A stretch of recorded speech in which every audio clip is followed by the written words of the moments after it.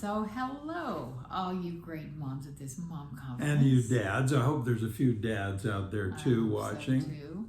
This is such an important time to really think about parenting, and we are so happy to be part of this. We were going to do this with our masks on just to illustrate what a difficult time it is, but what a time to focus on parenting. What better time? You got more time with your kids than you've ever had before. You Let's probably face have it. more time with your kids than you wanted to. But we're going to give you some really fun, quality things to do because it's getting kind of wearing right now. Yeah. And we need to some look new at it as an ideas. opportunity. Yeah, we really do. And sometimes that's a little bit hard to do. You know, Linda, this is a keynote for this wonderful conference. We, first of all, congratulate Chanel and all of you who put it together. 33 different presenters, all giving ideas. Many of those ideas will be really heavy on the how. How to do this, how to do that, how to take a new approach here. But I think the job of a keynote is to sort of frame the whole thing and give a template by talking about the what. What is it that we're trying to do with these children? What are our goals? And the why. And I think we can't the help what but and add the why. few hows. A few hows may slip in. Right. You know, we asked ourselves a question so many years ago, I don't even like to count. And it's made all the difference in the world to our parenting personally over these many years. And the question was a simple one, but answering it was a tremendous exercise for us. The question was, what is it we want to give our children? What is it? The question what, not how. We weren't to that point. What is it we want to give our children? And I remember, Linda, the very first time we asked that question, we had preschoolers. We had 3 of them in our house. And you should know that we ended up with 9. Yeah, that's 5 right. sons and 4 daughters, all ours together genetically, and No twins. no twins, and one of every kind. One of every kind. We absolutely do. We have the whole gamut of kids. And sometimes you got to be careful. Someone said to me the other day, it was a man who, he wasn't really critical, but he had a little edge in his voice. And he said, why did you choose to have so many kids?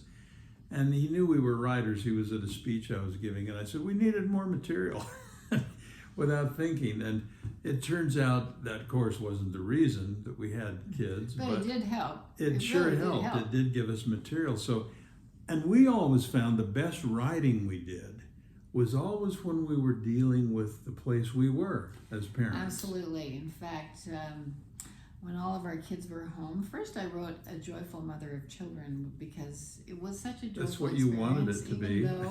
Even though it was so hard. And then I had to follow that up with, I didn't plan to be a witch. Because I didn't plan to be a witch, but wow, those kids can drive you right to the edge and you sometimes fall off the cliff. But back to our premise. So asking ourselves that question, what do we want to give these preschoolers?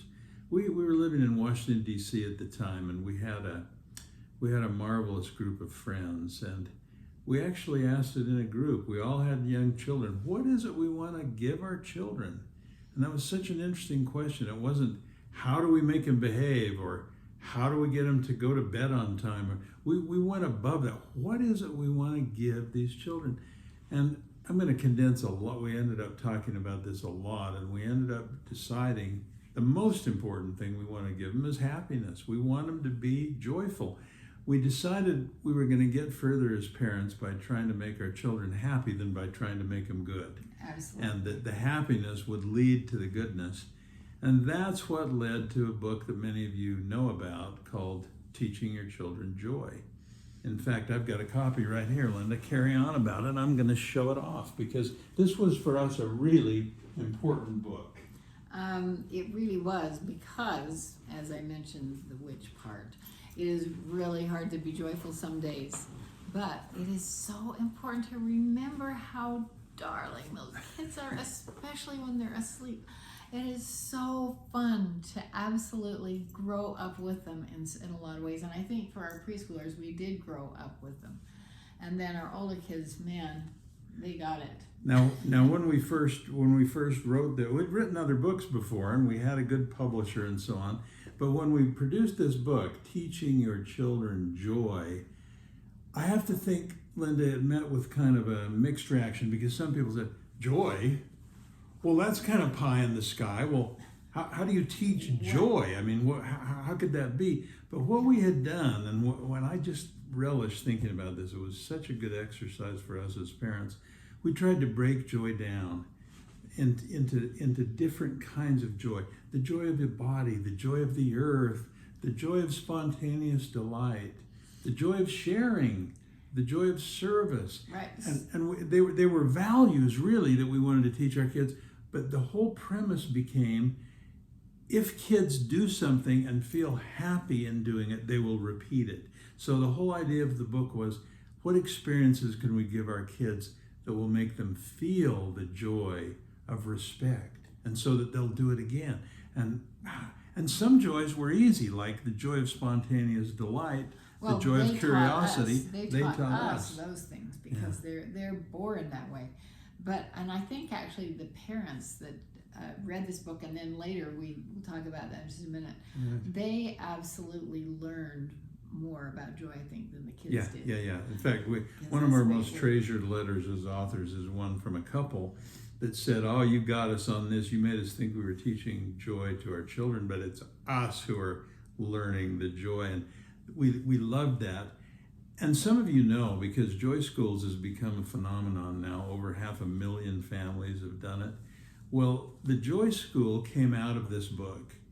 This idea, it came out of this idea that instead of worrying so much about trying to give kids an academic head start or trying to be sure they behave themselves in every way, how about the focus, how about the answer to that critical question, what do I want to give my children? How about committing yourself to giving preschoolers joy, experiences with joy? So this was interesting for us. This is many years ago, but parents did start saying, we love this book, because there were methods in every chapter. There were 12 chapters, so 12 joys, one for each month. And so the parents said, but we need more than that. We need a curriculum. Can you please come up with a curriculum? Well, it was amazing. People came out of the woodwork to help us. They said, I can do the music. Artists, storytellers. Artists, Andrea Bergen, so many, and Richard's curriculum mother writers. Was an early childhood education person, and she did lesson plans that were phenomenal. Unbelievable. She took just a book, a 200-page book, and created a 1,000-page curriculum for teaching joy to little preschoolers. Now, lest we get too far off track, remember what we're talking about is, what do I want to give my kids? That's the objective for preschoolers. But before we leave that, if you are interested in doing a Joy School, this is with just friends, and it's perfect for the pandemic, because you can just gather just maybe 3 or 4 other moms who you know, and who your children know their children, and who will wear masks the whole time. And you can pass your kids around. You can get rid of them for a while. Would have to be, because it's really geared to 3 and 4 and 5-year-olds. Yeah. But if you want to do that, you can go to joyschools.com. And Chanel will give you these links. It all links. comes out online. Everything's online. The music, the art, everything. Just download it, and you're the teacher, and it is so fun. So back to our fundamental question, what do we want to give our children? So we had now answered, in our own minds at least, for the preschool age. We want to give them joy, and we want to do it deliberately with a curriculum, with a different joy each month. And what that did for us and for a lot of parents is, instead of worrying about all the things that we wanted to stop our kids from doing, or all the things that weren't right, we had this objective of teaching joy, and it seemed to sort of overwhelm all of these lesser issues. And by the way, Linda, I should mention, I'm a product of the Harvard Business School, and while I was there, the biggest buzzword of all was management by objective. Right. The idea that if you're a manager and you have a clear goal, if your goal is clear, the people you manage will follow that. They'll gravitate toward that goal, and the plans will come and the methods will come because they're committed to the goal. Management by objective. So what we had decided is that we wanted to create a kind of a thought process about parenting by objective. So we're not just Right. going around looking for methods and trying to figure things out. We've got goals that are clear, and it's those goals that mold how we raise our children. So we'd answered it for preschoolers. Right. Then we And- got to the question, what do I want to give my elementary age children? And that became quite obvious as we went through our parenting. They needed to learn responsibility. They needed to have The fun and games are done, kids. The joy is over. It's now about No. responsibility. Not really, but I mean, it really is. It is true. I mean, they do need to learn how to have, and you know, you just don't want to dump a whole lot of responsibility with little preschoolers. But by the time they're 7, 6, 7, 8, 9, 10, and in elementary school, they really need to learn responsibility. And we came up with some pretty fun things for them to do too. And again, it was wasn't partly very- because it was just- we needed it so much in our own we did. family. Everything's were out of control. We said, wait, our objective has got to be to teach these kids how to take responsibility. But it's one thing to say it, and it's another thing to really think it through. And by then we had this pattern of one joy each month for our preschoolers. So we wanted one form of responsibility each month for our elementary age kids. And again, we don't take all the credit for this. We had a lot of help from other good parents. And so we started breaking it down. Okay, responsibility for your things, responsibility for your own body, responsibility for setting some simple goals and reaching them, responsibility for taking care of your siblings and other people. And before you know it, we had one for each month again. And then we also went into values.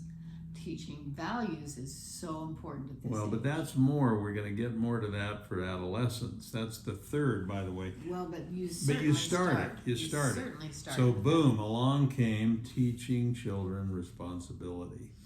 And that's also, I mean, the book is great, we think. I mean, we put a lot of work into You it. can probably get it online for $2. Well, right but now. the important thing is you can go to valuesparenting.com and click on teaching children responsibility and Right. get these one thing each month. And again, that's part of this question. You know, what do I want to give my kids at a certain age? That's my management, my parenting by objective. What are the methods for doing it? And how do I want to break it down? Because we're all busy and we can't, when you say, hey, teach your kids responsibility, that's such a huge topic and there's so much to think about. But if you break it down, all we're working on this month is responsibility for taking care of your things, your toys, your clothes, so on.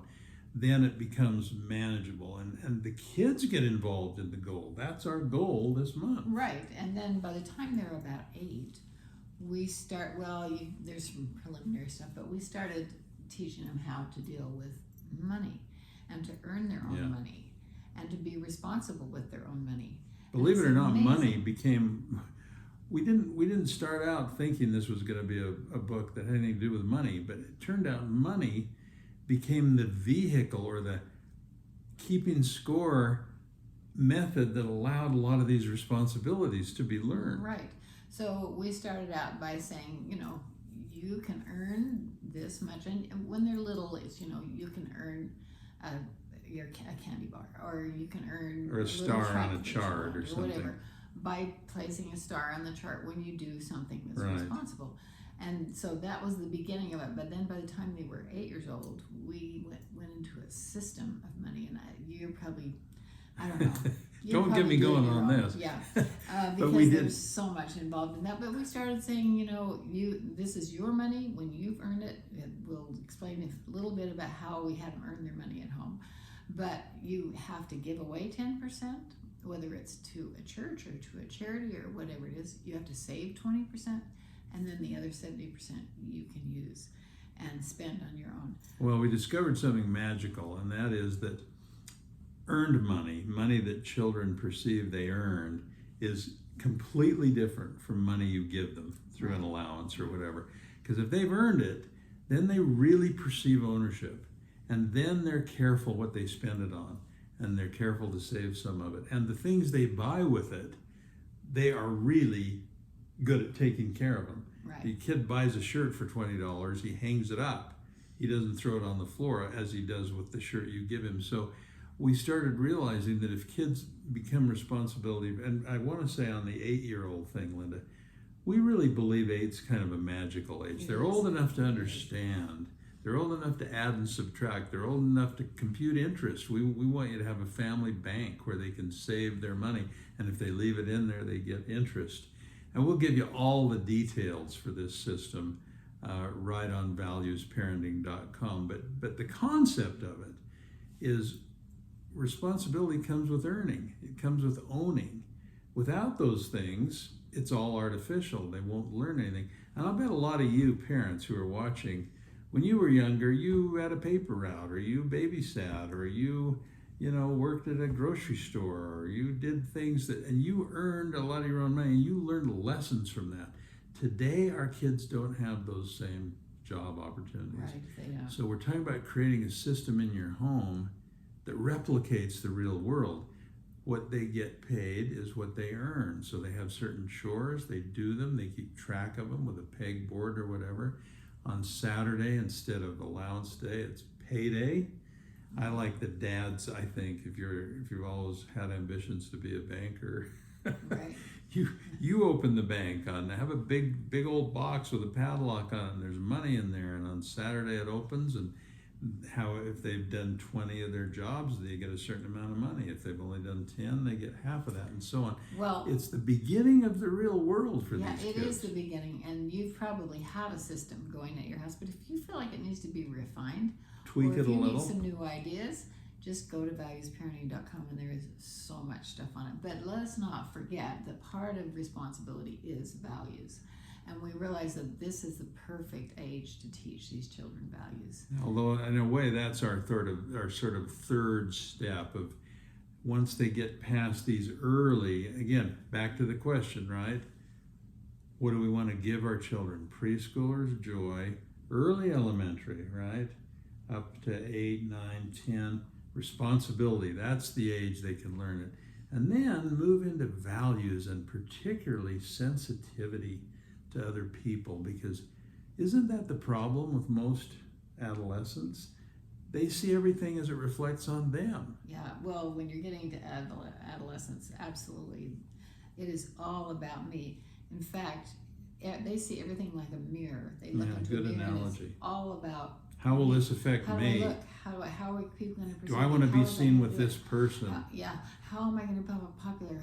And all this, and we have created some methods to change that mirror to a window, so that the kids are looking through a window and looking for people who need them, help, or who are they sad, can or empathize with, or so on. who are being bullied, or who are in trouble. Right. You're trying to make your child into someone who influences more than they're influenced, and that's all about this third book. And this one, by the way, many of you know about this one, teaching your children values. It hit a nerve, Linda. This book hit a nerve. Well, and it became also hit the big time just accidentally. I mean, it just must have meant to be, because we did this book, and 2 weeks after it was on the market, they called us from the Oprah show. Yeah. And that was a fateful day. It was amazing. I mean, on the way there, I was a young mother. I had never watched Oprah. I went maybe 2 or 3 You didn't times. have time. Like, who stays home and watch Oprah? Who watches Oprah? Well, 23 million people do every did. day, and it's live. And it was the old days, when Oprah was really so popular. And so we had a whole hour to talk about values, and wow, it exploded, because people realized that it works. There are certain things you can do to teach a child to be honest, to be respectful, to be self-reliant, to be courageous. To be self-disciplined. Again, Right. we had this pattern by now, so same thing in this book. It was all about one at a time. The first month is honesty. The second month is courage. The third month is respect, and so on. And we were worried that the 12 values we chose, that some people would say, well, whose values are those? Are those your church's values? Are those your values? But we were pretty diligent about this, and the 12 values are universal. We've never run into a single parent who said, "Oh, well, I don't want that value for I don't my want child." my child to be honest. No way. No, not courageous. But again, it was the methods. It was like, how do I teach honesty? Well, here's 4 stories. Here's 3 games. Here's a song. Here's a role play, so you have the methods to teach the values. And again, what do I want to give my children? And the I third think- answer is values. And I think the way that came home was to talk about it at the dinner table. Yeah, that was a big part of it. We had a Still focus is. every month, and so we would say, okay, so tomorrow at dinner we're going to talk about opportunities you've had to be honest, or you've seen somebody that's been honest, or it's on TV or somewhere. Think about it. And sometimes, I guess maybe we said next week you do this, so they have a week at school to observe, and they're looking for people that are honest or not honest, or they have opportunities to be honest or not honest. And at first it was hard to dig these stories out of them, but then they started getting it. Well, part of it is we started having awards. So we're going to have, this is the month we're focused on honesty. So who did something today that was honest, or who almost slipped and did something that wasn't honest but didn't, and it becomes a discussion. And part of it is they're trying to win this silly award Honesty that goes on Under Pressure their award. bedroom door. The There's HUP award. honesty under pressure, and they get it on there. And again, that works better with kids between about 8 and 12. When they're over that, they're not going to be too interested in getting the award and put on their door. But you know what you do in a family where you have different ages of kids, recruit those older kids to help out. Call them in one at a time and say, hey, you're being promoted to middle management in this family. Yeah. You need to help these younger kids learn these values, and what are your ideas? And the more you talk about it, in all three of these cases, that's what we found. For the preschoolers, the more you talk about this joy of the month, the more kids start to understand it, and the more they know the terminology, and the more they can do. And now you're with the elementary kids, it's the responsibility for money, let's say. You talk about it all month, and they start getting it. The dinner table, like you said. Right. And then you're the older ones, values. That's not a subject children can't handle. They can deal with these values. They need to think about these values. They do, and the stories that they came up with eventually were so amazing. They were not all this amazing, but one day the principal of the school called us and said, I just have to tell you that your son rescued John Juan. Oh yeah, an immigrant boy. A Chinese boy who the kids were bullying. They were on the playground actually bullying, and our son, who he must have been about 10, just went in and stopped it. They had him down on the ground, and he just went in and pulled him out and said, John Juan is my friend. You better not do this anymore. And he didn't tell us that happened. The principal called and told us, but then he had a great story to tell at dinner after we already knew. Was it just coincidence that we were working on the joy of courage that month? I don't know. And again, the worst thing for us is when people say, oh, the Eyres, they must have a perfect family. Hey, oh, we do, for sure. Nobody has any problem. That's another great thing about having 9 kids. When anyone asks a question about misbehavior or whatever, we're like, oh yeah, we had that, and then we can deal with it personally. But again, back to this whole idea, I know I'm being a little redundant here, but even more important than all the good methods you'll learn during this conference, and there will be many, there's some great speakers, we know some of them, and they'll give you a lot of how-tos, but you're going to need a framework to put it in. And I am just so big on this idea of parenting by objective. Now, if you think it through and you say, well, I want to tweak that a little, I'm not so sure that the perfect framework is joy for preschoolers, responsibility for elementary, values for adolescents, you may put that into your own words or your own frame. But if you come up with clear goals, and if you can break them down so that you just have a goal each month and you work on it, and you do it if you're lucky enough to be married. If you're a single parent, there are some advantages actually. When you're a single parent, the buck stops with you. You're in charge. You can design this program. If you're a married couple, do it as a partnership. Discuss it a lot. What's our goal for this month? Kids respond to visuals. I just wish we'd saved all of our signs. Sometimes we had 3 because we had Joy School kids, and we're working on the joy of spontaneous delight, and there'd be a banner on the wall. Elementary kids working on responsibility for our things. And there's another one. The value of the month is honesty, and it's over here. And that was a little complicated, frankly, when we had kids in all three age categories. But the point is having a goal each month as a parent. That'll help you move through life as someone who's acting as a parent. You're a proactive parent. Right. Too many parents are reactive, don't you think, Linda? It's like, oh, what do I do? I've got a problem now. I better go read a parenting book or something. Yeah, there's a disaster. Oh, shoot, what should I do? I mean, and that happens anyway. Yeah, that will happen anyway. But it really is so important to have in your mind, and it's amazing what happens if you have in your mind, this is what I want to teach my child. We did, along with values, we did sensitivity. It was important to us to teach our kids empathy and how to find people that needed help and so on. And so we would challenge them at dinner, go to school and find somebody that needs you. Instead of worrying about yourself and whether you're having friends and so on, find someone who needs you, and let's talk about it tomorrow at dinner. Changing those mirrors to windows. And we had a daughter who didn't dare do it herself, but she gathered some friends up. They went and sat at the high school by a locker by a girl who was wearing all black lipstick, black hood, everything, and they thought, there's a problem here, so let's go sit by her. They just decided they to rescued that girl. She ended up becoming one of their best friends. It was amazing. She took 2 buses up to their houses on weekends for parties and so on, and they really did rescue her. She was really having a hard life. So we want to just again, we want to end with that challenge. You're on the front end of this conference. This is the first presentation. This is the keynote. And for the next few days, you're going to have the opportunity to think a lot about parenting. We just want you to put it in a framework. And the framework is, what are my objectives with each of my children's ages?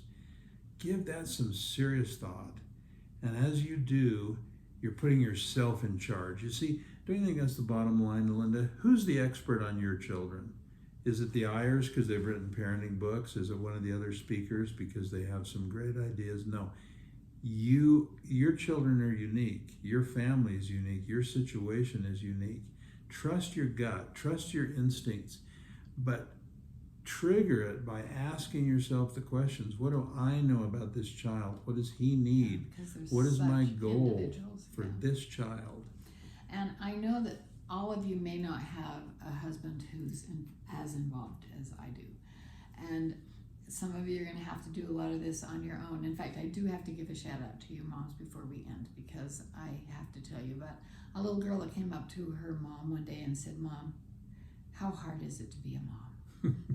And she said, it kind of took my breath away, like, how can I explain how hard it is to be a mom? And before I could say anything, she said, "Mom, sometimes is it just so hard that you wish you were a dad?" I have mixed feelings about that do too, joke. Because dads are more involved than they have ever been in the history of time. Marriages are the best that they've ever been. The good marriages are fabulous. But let's face it, this buck stops with the mom a lot of the times. And so we compliment you on being here and being involved in this wonderful endeavor to improve your children, your husband, and yourself. That's actually what I want to end on, because in a way we're probably preaching to the choir, because you who are here going through this seminar, that tells us something. That tells us that you are taking a proactive position, trying to be the best parent you can be. So we just want to end by reinforcing that. You know, a great man said, the most important work you'll ever do will be within the walls of your own home. Another great man said, no other success can compensate for failure in the home. And I think what this pandemic's doing is making people more aware of 2 things. One, how important their family is, and 2, what their shortcomings are and how much they need to improve on their parenting and on what they know, how much more energy and priority they have to give it. So congratulations for being here. We really love you because you are making an enormous difference in the world. It may not seem like a day to day, but you put all those days together, all you hardworking parents out there. We are so proud of you. This is a fabulous experience. Have a wonderful conference. We love you for being here and for being the very best and trying to be better. All our best, and love from our house to yours. Good luck. Bye-bye.